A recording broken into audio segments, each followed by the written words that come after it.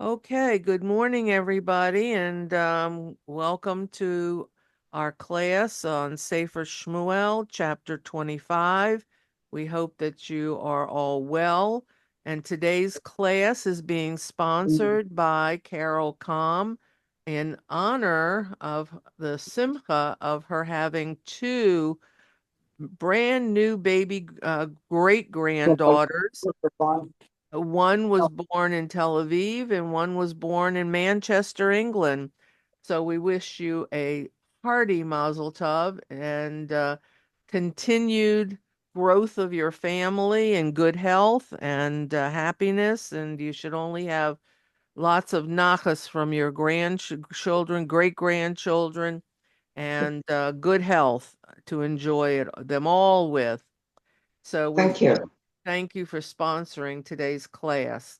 And we hope and pray that Hashem will watch over all of our soldiers and keep them safe, and that he will also help the people of Iran throw off the yoke of tyranny and bring them into a time of peace. So today we're going to take a look at chapter 25. We're going to read it and then we're going to discuss it. And it's a very, very interesting chapter. And it's interesting that this is actually my second go round.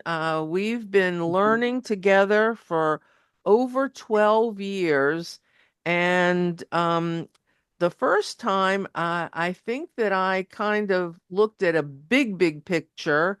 And now I'm seeing nuances of very, very interesting things that I didn't see before. So today, in our chapter, we're going to learn about three events.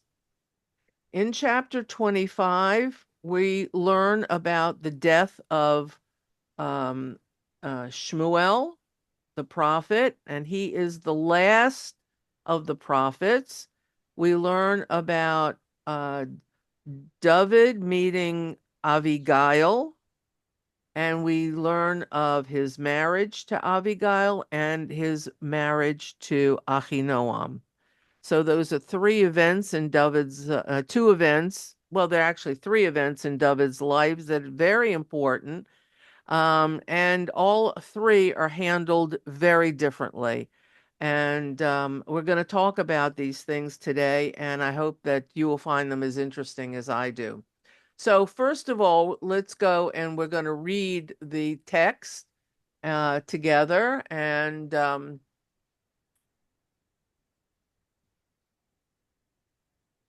you see that? No, not No. yet. Okay, hold on.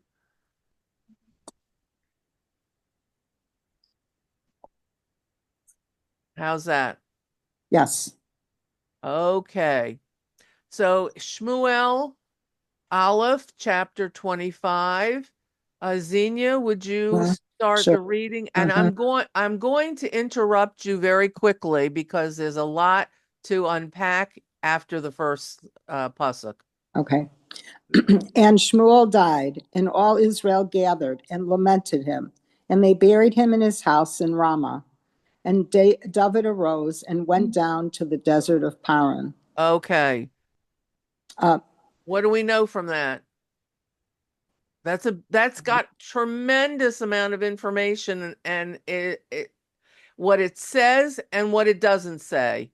So let's take a mhm. look at that pasuk, everybody, and tell me what you understand from that particular bit of information. Just jump right in and tell me. The word arose kind of brings up an enigma, like when they say he arose, did he arise from Shiva, or did he arise before Shiva? When did he leave? Right? Um, Okay. But what's the most obvious? that everybody was Well, first of eh, all, that yeah, Shmuel dies. right. Oh, yeah. They don't tell us the details. There's not one bit of Detail. detail. Uh-huh. Now, here is the end of the era of the Shoftim.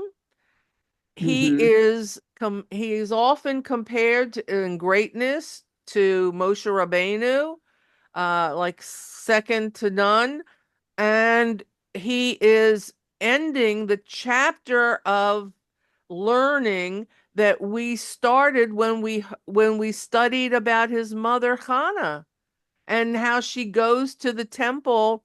I mean the Mishkan and prays, and she is the quintessential person to teach us how to pray to God.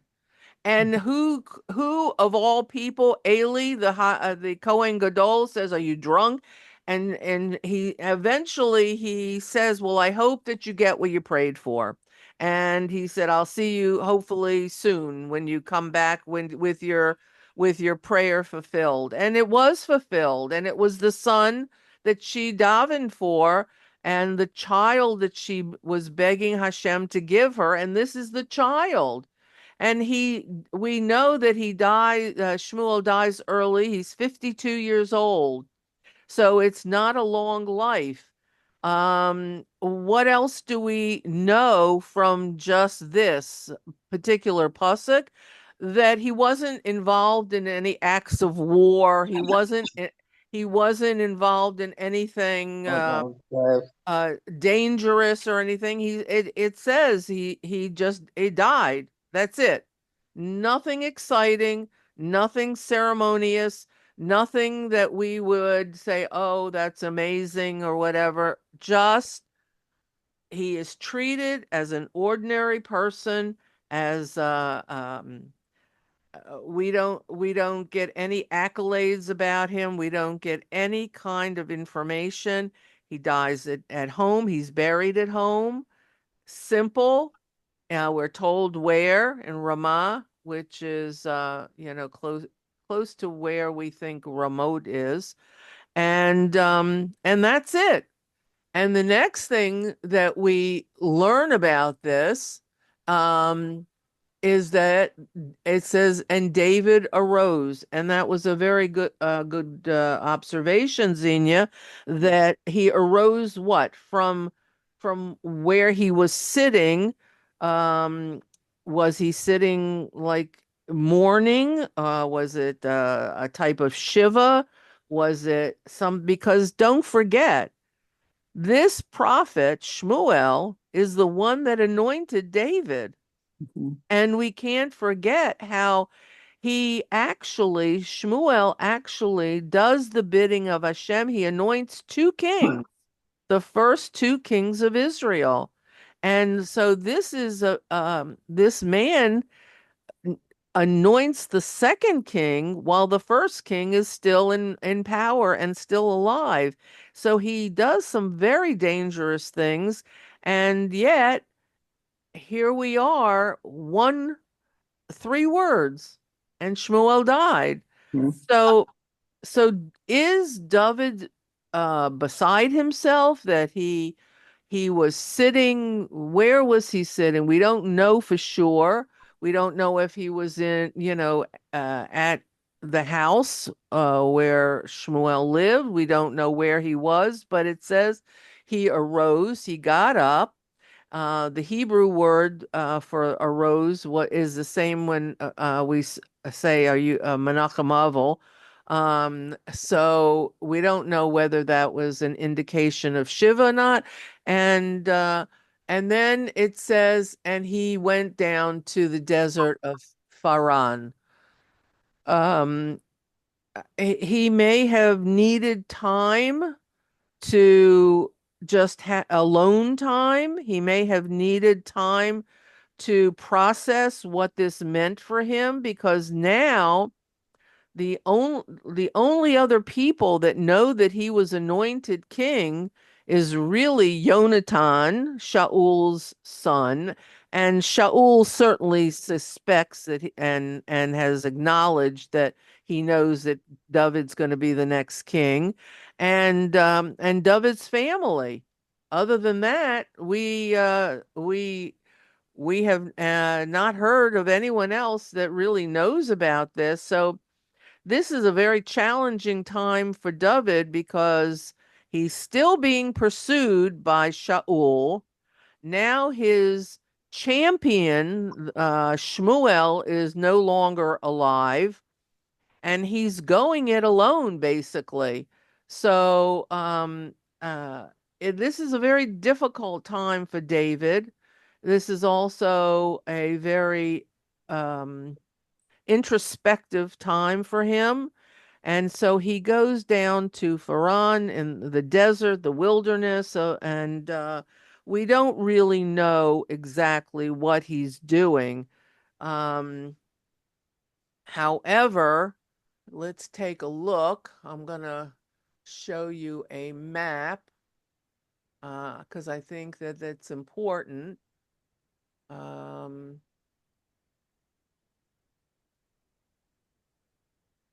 okay.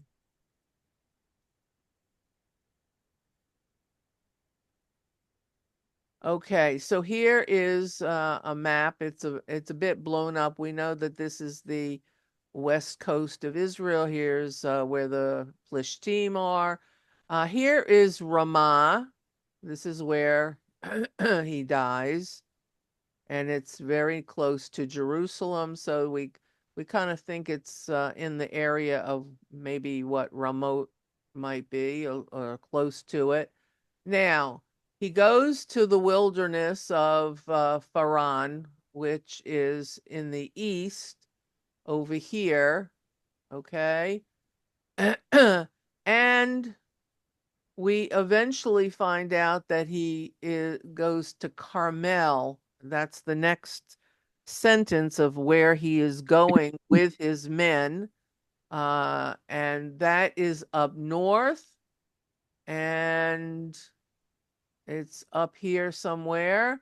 And then we find out that after he has his encounter in Carmel and he meets Abigail, he then meets Achinoam, who is from Yisrael, the Jezreel Valley, the Jezreel, and he's up north now.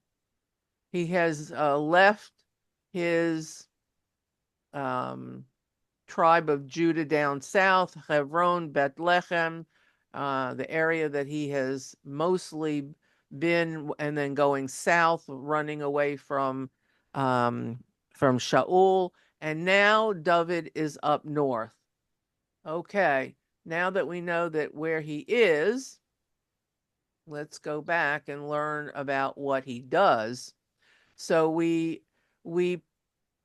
have no tribute. We have nothing to say in the pasuk about Shmuel, and now David has gone to the desert. Okay, Xenia, you Yeah. want to? Yes, but I just wanted to also mention, it did say that everybody lamented his death. Correct, correct. All of Israel. So he did get some, that respect was shown to him. Yes, right. Thank you for pointing that Mhm. out. That's an important thing because we learn that when Moshe Rabbeinu dies, it says the whole community, everybody mourned his death. And here we also have that everyone mourned Shmuel's death. Shmuel was the prophet who wandered the country and touched everybody's life. He wasn't someone sitting under his palm tree waiting for people to just come to him with issues that needed to be resolved. He went all over the entire country and he touched people's lives, every day um, through his acts of kindness, his knowledge of Torah and Chesed, and he really left an impression with the people, so much so that you're right, the whole nation mourned his death. Mhm. So Okay. that's the one thing we do know about him. So thank Mhm. you. Okay, Mhm. let's continue. Okay, it's not on the screen. Oh, well, that would help, wouldn't it? I'm not a prophet, I can't see. Okay, here let's okay.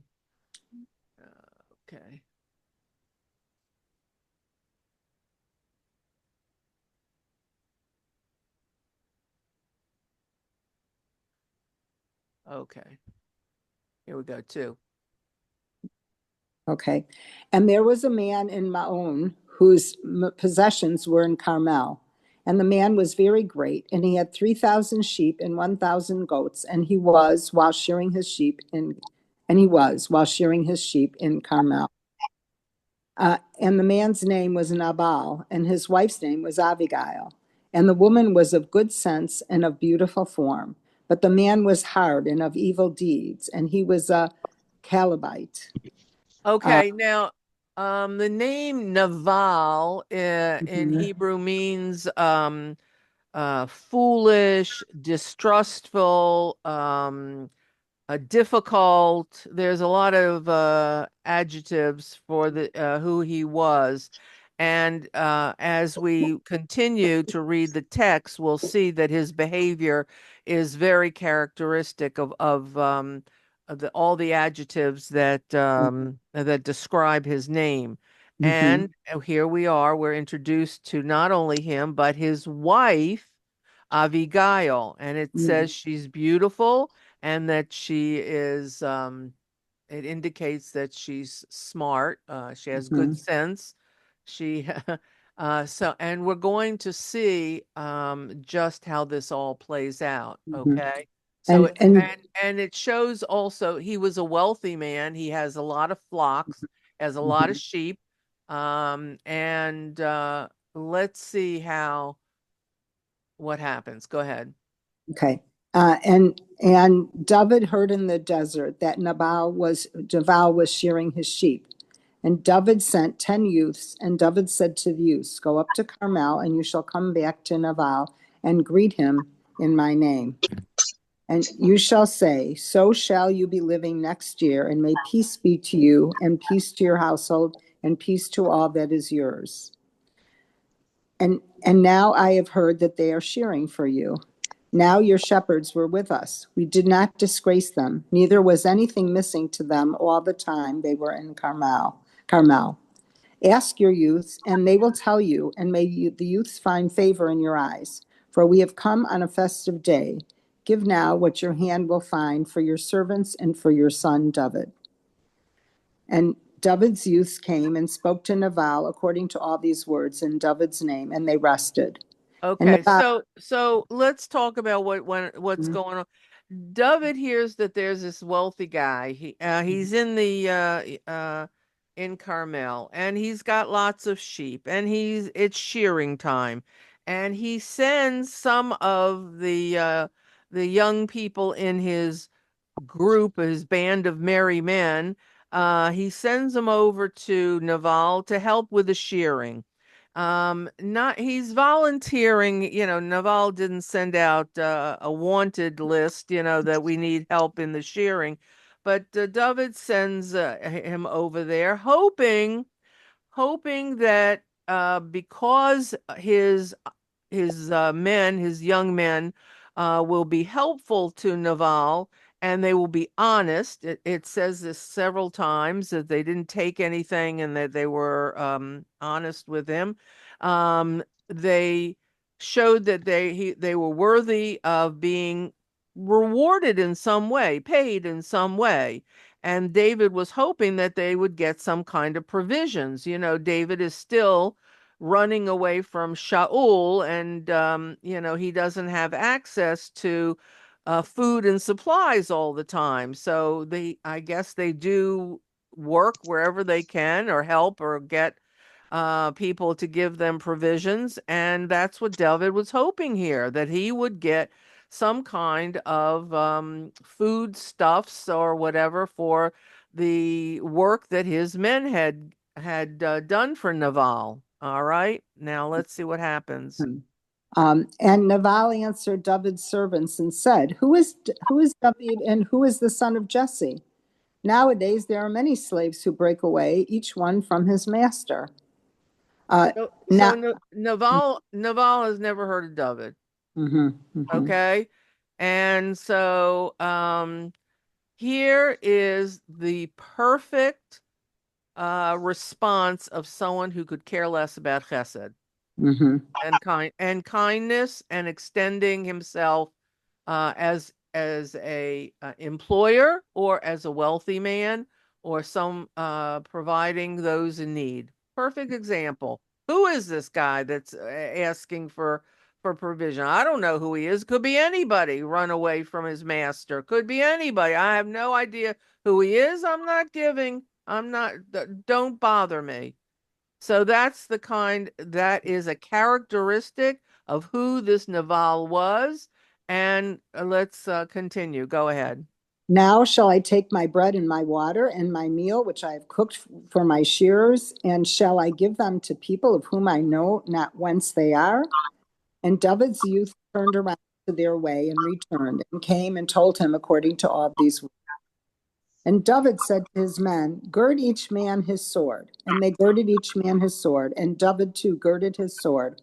And they went up after David, about 400 men, and 200 stayed with the luggage. And one youth of the youths told Abigail, the wife of Nabal, saying, behold, David sent messengers from the desert to greet our master. He drove them away. And the men are very good to us, and we were not disgraced, nor was there anything missing to us all the time we went with them when we were in the field. All right, so this is either the second or third Mhm, time that it's recorded that the men who helped Naval were honest. They didn't steal mhm, from us. They didn't take anything from us. They didn't want it. They helped us. They did mhm, what they were supposed to do in the field, and that's it. mhm, And now there's a situation. Now David is mhm, telling his men to strap on your swords because David is angry. He's mhm, very angry that he's being turned away after providing work for mhm, this Naval. Um, it shows in a way David's temper mhm, because immediately he's going to war. He's jumping right in there, going he maybe he's still upset from the death of Shmuel. Maybe he's just tired of running and having to deal with all that he has to deal with. But we see there's a little bit of temper going on here, you know. mhm, It's a mhm, so we have to watch this temper because there's some interesting things resulting from that. mhm, Okay, now so one of the youths of Naval, one of the mhm, people who were in Naval's camp, shearing camp, go to Avigail and tell Avigail exactly what happens. Now, mhm, let's see what happens, what Avigail does. Go mhm. ahead. They were a wall over us both night and day, all the time we were with them pasturing the sheep. And now know and see what you will do, for the evil has been decided upon against our master and against all of his household. And he is such a base person that one cannot speak to him. Okay, so again, the person telling Abigail, the mistress of the household, the story of what happened, this person, this guy is very worried that there's gonna be some kind of trouble that's gonna happen because uh he's afraid that by Naval saying no, you can't have any food or any supplies. I'm not going to help you. That David is going to do something irrational. Mhm. Okay, so let's see what happens. Okay. And Abigail hastened, and she took 200 loaves and two earthenware jugs of wine, and five prepared sheep, and 5 seah of flour of roasted ears of corn, or of roasted of grain, and 100 clusters of raisins, and 200 cakes of figs, and she placed them on the donkeys. And she said to her youths, Go ahead of me, behold, I'm coming after you. And she did not tell her husband Nabal. And it was that she was riding on the donkey and coming down under cover of the mountain, and behold, David and his men were coming down toward her, and she met them. And David said, Surely in vain have I watched all this fellow has in the desert, so that nothing was missing of all that is his, and he has returned me evil for good. Um, okay. And Abigail saw, oh, sorry. So shall God, so shall God do to David's enemies, and so shall he continue. If I leave over of all that he has by the morning light, even one dog. All And right, so Abigail, so yeah. David is telling Abigail Hmm. he doesn't know who she is yet. Hmm. And but he sees this woman and she's got donkeys laden with all kinds of provisions and she's coming down the mountain and he's really upset and he's telling her, what's going on. It's like two people passing each other on the road, and he tells her that by tomorrow I am so angry that about this situation that there probably won't be one dog left to tell the story because he's ready to go slaughter these people. Hmm. So the next part of this is Hmm. very interesting. Let's see. Go Um, okay. And and Abigail saw David, and she hastened and leaned off the donkey, and she fell on her face before David and prostrated herself on the ground. And she fell at his feet and said, In me alone, my Lord, is the iniquity. Now let your handmaid speak into your ears, and hearken to the words of your handmaid. Let not my Lord take heed of this base fellow of Nabal, for like his name, so is he. Nabal is his name, and ungratefulness is with him. And I, your handmaid, did not see my Lord's use whom you sent. And now, my Lord, as the Lord lives and by your life, I swear that the Lord has withheld you from coming to bloodshed and from saving yourself with your hand. And now may your enemies and those who seek evil to my Lord be as Nabal. And now this gift which your handmaid has brought to you, to my Lord, shall be given to the youths who walk at my Lord's feet.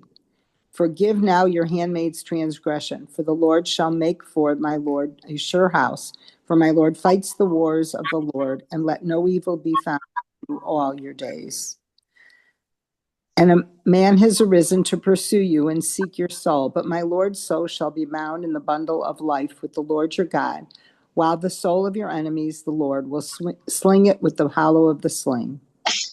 And and it will be when the Lord will do to my Lord according to all the good which he spoke concerning you, and he will appoint you as ruler over Israel.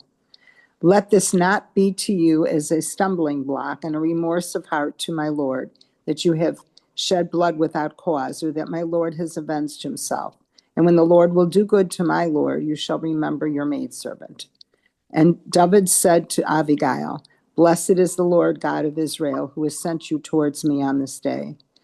Blessed is your advice, and blessed be you who have restrained me this day from coming into bloodshed, and from avenging myself with my own hand.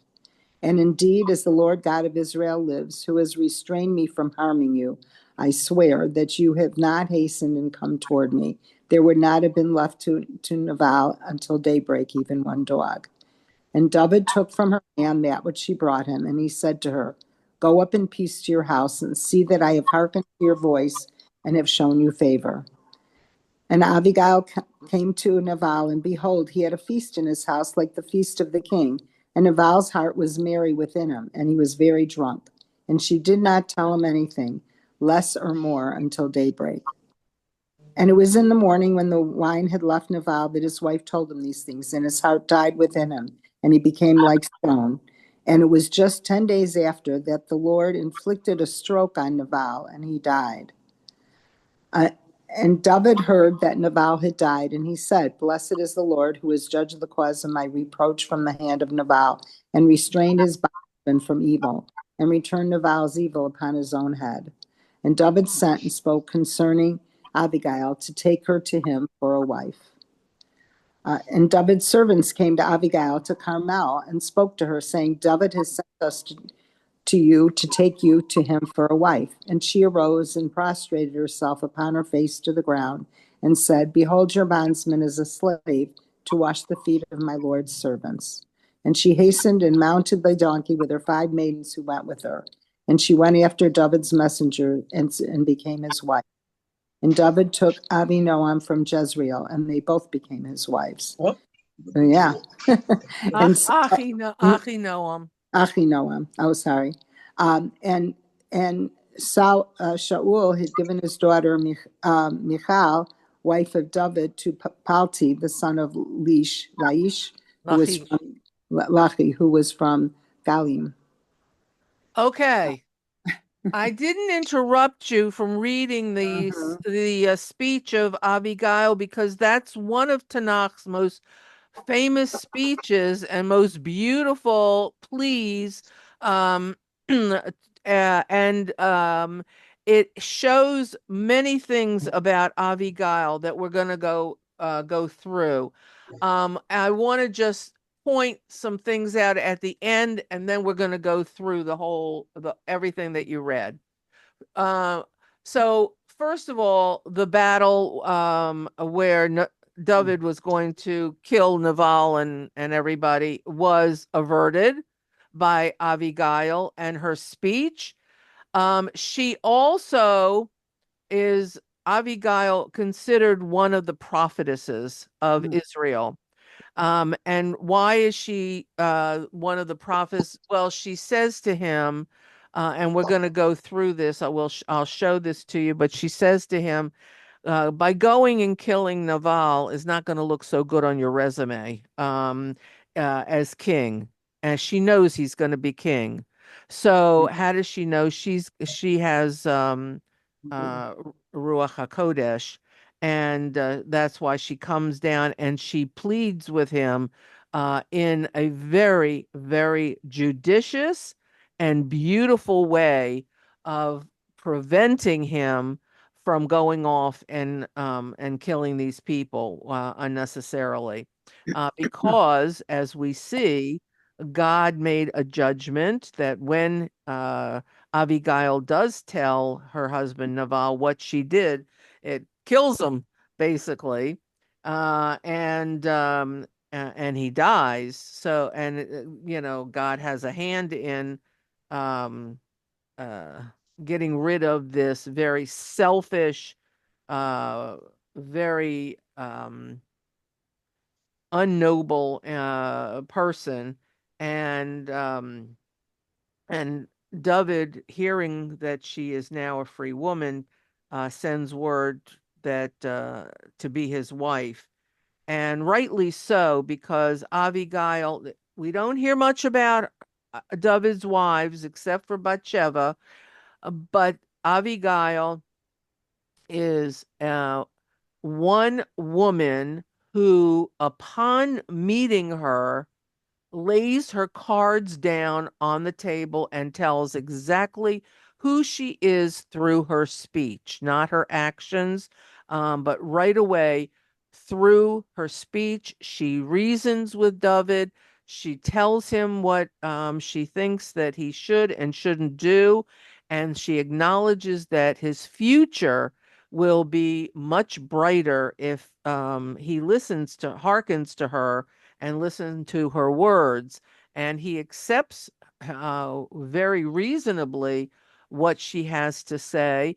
And it shows that she is a formidable person that he will take as a wife. Now, that being said, and we're going to examine the speech a little more. That being said, the next thing we hear, first we hear that he takes Abigail as a wife, and then the next thing we hear is, and David took Achinoam from Yisrael, the Jezreel Valley, the area that I showed you on the map, and now he's got another wife, so that she's number three. And then at the last sentence, the last pasuk of the the chapter, we hear that Shaul takes his daughter Michal, who is David's first wife, who David has not seen in, well, we don't know how long because he's been running away. This could be years. And he gives his daughter, Michal, to Palti, who is this other man. And and now she's no longer David's wife. Now we have no idea about these other two women, their feelings for him, for David, or whatever. It doesn't say anything, but we knew from the text that it said Michal loved him, and Shaul does this to his daughter and to David without any consultation. And it's interesting because in the previous chapter, when we met David and Shaul in the cave, and David cuts off one of the corners of Shaul's garment, and they meet and they talk, and David acknowledge Shaul as my father, and the Lord has anointed you, and I wouldn't hurt you, and I'm regretful for cutting the corner of your garment. And he goes on into all of this remorse to Shaul, and Shaul says, "My son." And you think that they came to some kind of Mhm. agreement of some sort, but no, no, they haven't. So the the decision of Shaul to um, take away his wife was very harsh, very harsh. Uh, you could say was cruel. Was it spiteful? We're not sure, but there's no children here. There's no children involved. She did not give birth to any children yet, and certainly we will find out about these other two women in David's lives. Now, what I want to do is I want to talk to you about the speech that Abigail uh, gives to David, because it is so insightful and so beautiful and so um, um, sensitive. So let's see what happens. Let's talk about the speech, because I think this will give you some very, very specific insights into a woman that we don't hear very much about. That the Mepharshim say that she was a prophetess, and she does give um, David a child. um, and so let's talk about her, because I think that she's very, very interesting. Okay. Now, I am just trying to find some notes that I have, and all right. So, what do we know about Abigail? Well, we don't know where she's from. We don't know anything about her. All we know is that she was married to this awful man, Naval. Okay. And she must have lived a very good life in terms of possessions, things, because she was so able to put together profuse amount of provisions in an immediate uh, you know, instantaneously once she hears of what happened with David and Naval, and she ladens her donkeys up with all these provisions to go and to meet David. Now, she's going to rectify something that she believes has been wronged to David and his men, and she's going to do it in a very, very interesting way. So before we read the text, let's talk about what she does. First of all, um, she goes and talks to David, not with anger, Mhm. but or resent. She offers restraint. She says to him, "You really, you really should consider what you've done. You know what you're going to do, because this is not going to bode well for you as you in your future." She doesn't talk about power, David's power and his ability to go and do what he's going to do. She talks about responsibility, responsibility not only to himself, but to others. She also is very, very um,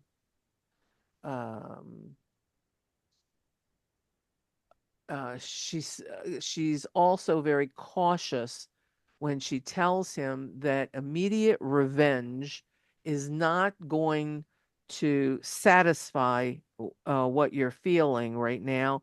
You need to look at the long-term integrity of your actions. So these 3 points, restraint, responsibility, and integrity, are the things that she brings to David's attention. And this so impresses David Mhm. that she rescues David from himself. That's Mhm. basically what she's doing. She is telling him to take a look at what you want to do and give some thought to what I just said. So I'm going to show you the speech again. And I want you thinking about these 3 items about restraint, responsibility, and long-term integrity, because she mentions in her speech that he is going to be king. Think about how smart this woman is. She prostrates herself down. She's not afraid to lower herself in front of this man and beg for forgiveness for her husband and for herself, herself. She even puts herself into the equation and, and calls him my Lord. She calls him my Lord 14 times, and 7 times she mentions the name of God. So these 2 things are very important to know, to notice, because she's humble. She is not an ostentatious person. She could be, because she certainly was married to someone who had wealth and power in the area. And but she comes to David as a humble servant, and she mentions that many times to him. Mhm. And she expresses her subservience to David, as well as uh, her centrality and involvement with God. So she's a righteous person. So we Mhm. know she's righteous. We know that she's humble, and we know that she's smart because Mhm. of what she says.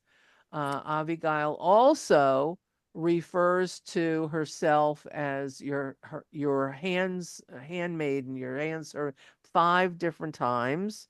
And so she is able to calm David down in a very, um, I would say, simple way, by building him up.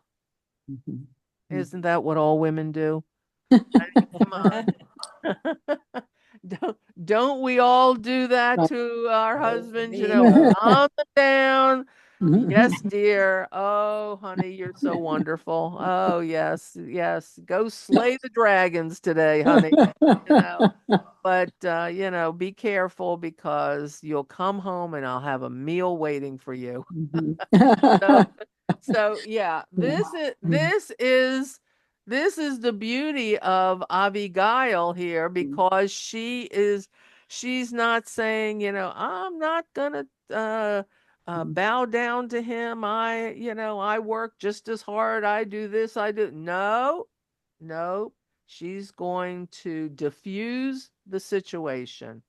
So Rhonda, let I usually we have a question sure. and a Yeah. comment. Yeah. Okay. Sure. Sure. Sure. Well, first of all, in my mind now, I'm wondering, Naval was such an evil person to other people, and even though Abigail had all these riches, we don't, he may have been as mean to her.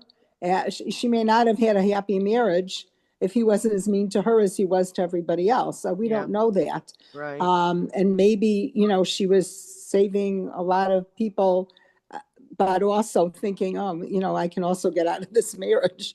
um, we don't know that. But the other thing is, I have a question.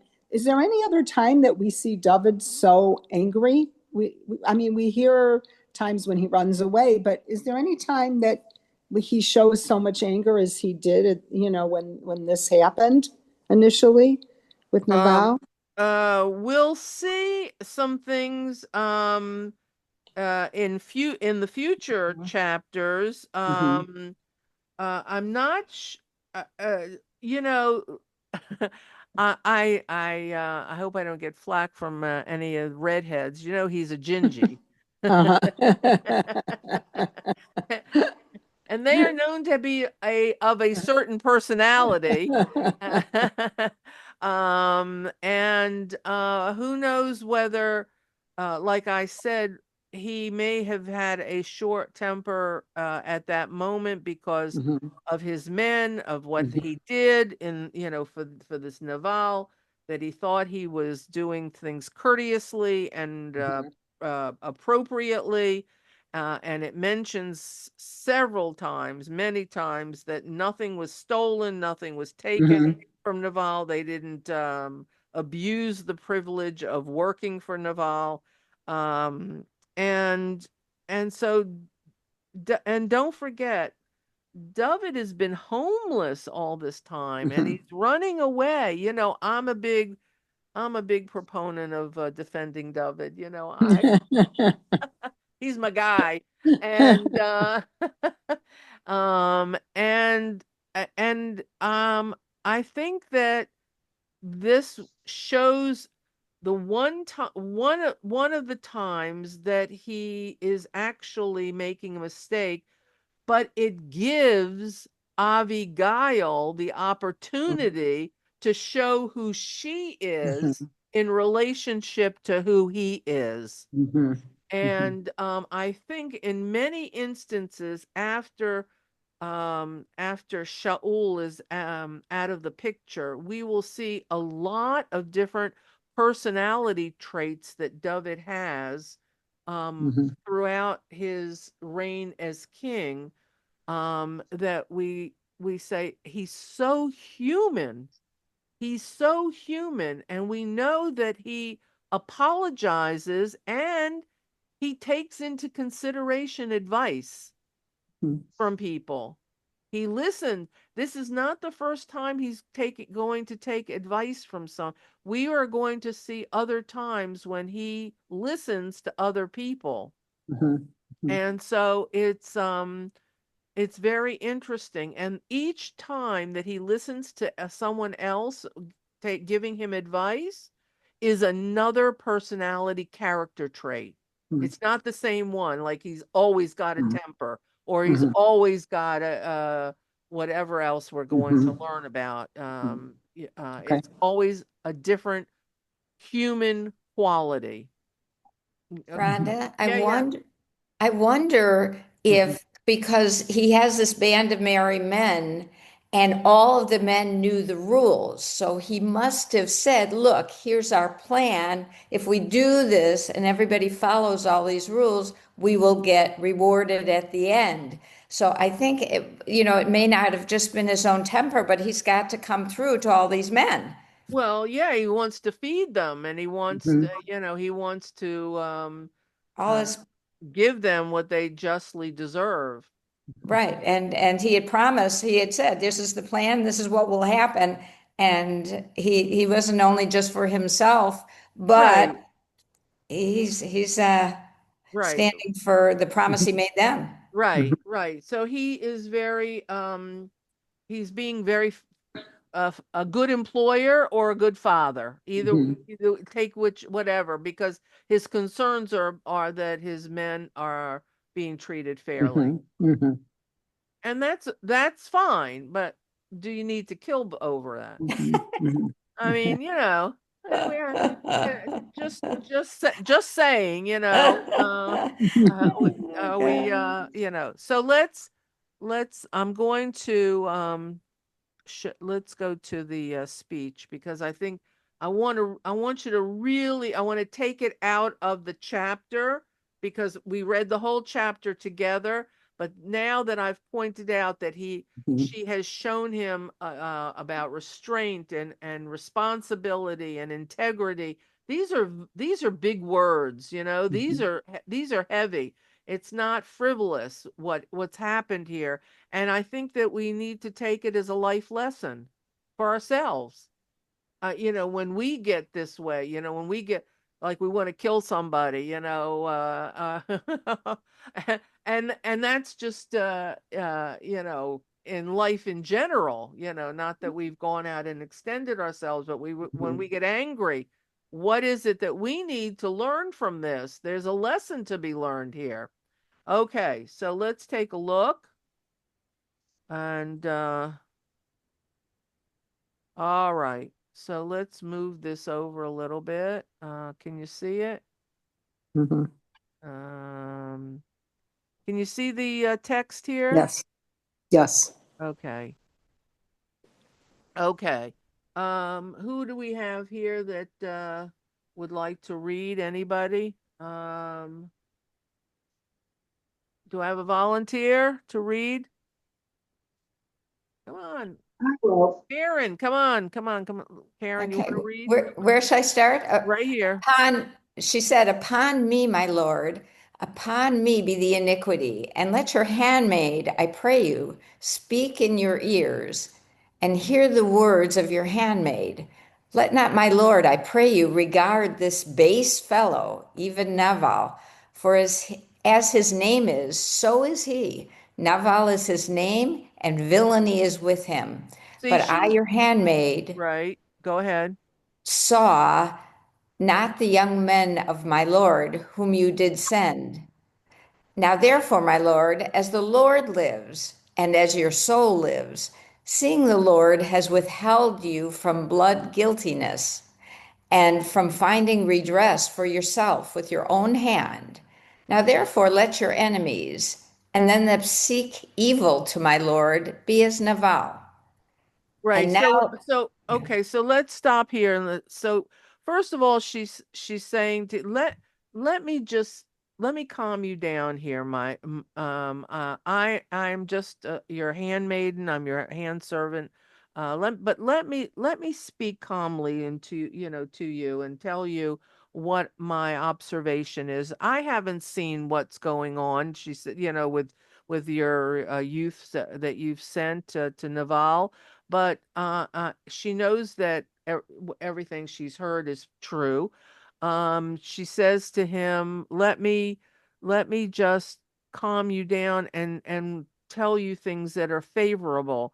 And I'm sorry for what's happened. She takes it upon herself to accept the responsibility for the actions of her husband, and she is very quick to explain what kind of a person that he is, and that David should understand that it's not David or his men or anything else that has caused this. It's because her husband is the way he is. He's not a very kind person. And so she continues to tell him, exactly how she finds the situation about killing and causing bloodshed on innocent people. It's not the other youths that were working for Naval, it was just Naval. Okay, so let's continue. Go ahead. and now this present which your servant has brought unto my Lord, let it be given unto the young men that follow my Lord. Forgive, I pray you, the trespass of your handmaid. For the Lord will certainly make my Lord a sure house, because my Lord fights the battles of the Lord, and evil is not found in you all your days. So she knows he's a righteous person. She knows who David is. There is no question that she knows who he is. She's not just giving him compliments that he's a righteous person. She's including the name of God here many times over and referring to David as a man of God. So she knows who he is, and she wants him to be reminded by pointing out, is this really what God wants you to do? Is this really what you want to do? So go ahead and continue. And though man may be risen up to pursue you and to seek your soul, yet the soul of my Lord shall be bound in the bundle of life with the Lord your God, and the souls of your enemies, them shall he sling out as from the hollow of a sling. And it And shall come. right. So she's saying if all the lives that you're going to take and all the lives that are that are involved in the world are going to be put together, who's going to benefit from any of this? Who is going to be the one who rises up and shows that they're a better person for what they've done in life as opposed to death? Go ahead. And it shall come to pass, when the Lord shall have done to my Lord according to all the good he has spoken concerning you, and shall have appointed you prince over Israel. See, here she knows he's going to be king. Yeah. She says to him, and who you're going to be prince of Israel. So you better think about what your actions are going to. Are you going to show that this is how you're going to run the country? You're going to just chop off everybody's head every time they get you angry? Go ahead. Hmm. That he has spoken, and you shall have appointed you prince over Israel, that this shall be no stumbling block unto you, nor offense of heart unto my Lord, either that you have shed blood without cause, or that my Lord has found redress for himself. And when the Lord shall have dealt well with my Lord, then remember your handmaid. Okay, so what she's saying here is um when you've calmed yourself down and you've gotten things under control, then and you see that, as she was saying, and you see that I'm right, she kind of puts it in there, when you think about what I've just said to you, David, to be Melech, um, then you will see that I was right. And then you think about me. You think about this woman who's come to you with gifts and to make up for her husband's wrongdoings. And you think about, it's like telling a child, now you think about that, what you just did, but she's doing it in such a reverential way, such an ego building way, that she certainly deserves kudos and credit for being extremely astute. And this is the beauty of Abigail, as opposed to other women that we learn about in David's life, that either we don't know anything about and never learn anything about, or about their actions are after the marriage. She is right up front with him. This is before, there's no indication that she doesn't know she's going to marry him. She doesn't know that he's going to take her for a wife. She has come to give him some uh a wherefore and a what for, and tell him exactly what's happening here. And that's the beauty of Abigail, because there are so many midrashim about Abigail. I'm not going to even share with you, because when I read the midrashim, they're so far-fetched and they're so extreme and they're so out of what I can teach. I just feel that you don't need to hear about a lot of stuff that the Midrash says. You need to know the text and who this woman really is, not what stories are being made up based on a little word or something. So I'm sure in other lectures and other shirim, many of you who are listening to this will hear all kinds of very, very interesting, I think some strange midrashim about Abigail and how she, involves David or whatever. And I'm not going to even go there. I Mhm. want you to know there are midrashim. I'm not going to teach it. There's no need. There's nothing that it enhances the text or makes her look better. This speech makes her look extraordinary, Mhm. and that's the way it should be. No commentator should take that away from her. Mhm. And that's what I think some of the midrashims are. And it's just, I think we should commend her for who she was and Mhm. how she stood in front of this uh would be anointed king Mhm. and told him like it is. And Mhm. and he thanks her for for calming him down and for giving her this information and for well, like I said, rescuing him from himself. Mhm. And he's appreciative. And I think maybe I wasn't there, but maybe that's the reason he sent for her when he heard that Naval had died.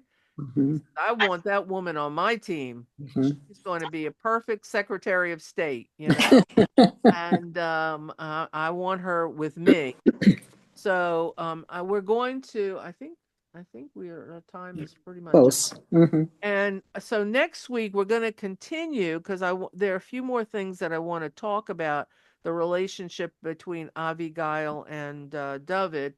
Um, and before we go into the next chapter, which continues the running around from Shaul and now that interestingly, now that there are no more prophets, there are no more shoftim judges. What happens to Shaul? Mhm. Because I think that the presence of Shmuel kind of tempered Shaul, but now in the next few chapters, he's going to go a little Mhm. nuttier. So I think that we'll talk about all that next week, and I think we'll stop here. Okay. Does anyone have any comments or questions or anything? Um, Sh Shani Tarragon, Shawnee Tarragon, Shani right? Tarragon is doing a series, Secrets of the Scroll. Uh huh. And I think like the ninth one she has, she actually takes Naval and compares her to Esther. Mhm. Mm. It's a very interesting. Oh, wow. I'd like to. Is this going to be what? It's Uh, in the podcast, Secrets of the oh, Scroll, and oh. it's excellent. Mhm. Secrets of the Scroll, Yeah. Mhm. and you can Google it. I just go to podcasts and you can get it. Oh, very nice. Mhm. Okay. Well, Mhm. she's brilliant, Mhm. Yeah. and certainly would be worth watching. So, Mhm. okay. I was just going to comment that learning all these amazing things about Abigail, is that why her name is so popular in Israel? Well, You think yeah, people would I want would think emulate so. that? Yeah, I would think so. That Mhm. certainly you would want to name your Mhm. daughter Mhm. Abigail rather No. than Jezebel. I mean, I mean, just saying, certain Mhm. characteristics and qualities you would want to Mhm. hope your Right. daughter had. Mhm. So for sure. Okay. It's interesting that in Rabbi Schaefer's book, I go to Rabbi Schaefer's shir, and I'm going to call him up about this because he has a very interesting book about Shmuel. Um, that when I looked up this particular story, it was one page. One page. It doesn't mention Shmuel's death, which I was very shocked, and and it doesn't talk about Abigail in any shape or form. I mean, it doesn't say anything about. Now, I would think that we would spend time learning about this woman, whatever we can, which the Tanakh says very little about, but what there is to say is quite important. Mhm. So that's where I stand on it. So I guess you'll have to have a talking with Rabbi I Shaffer. am. I'm gonna have see what he has to say because I'm concerned why he but he, God love that man. I really love his shirim, but he does bring in a midrash, which nope, not gonna talk about. Anyway, okay. So any other questions or comments, insights, whatever you'd like to say? Nope. Okay, we're gonna stop No. recording and we're gonna thank Thank you, Rhonda.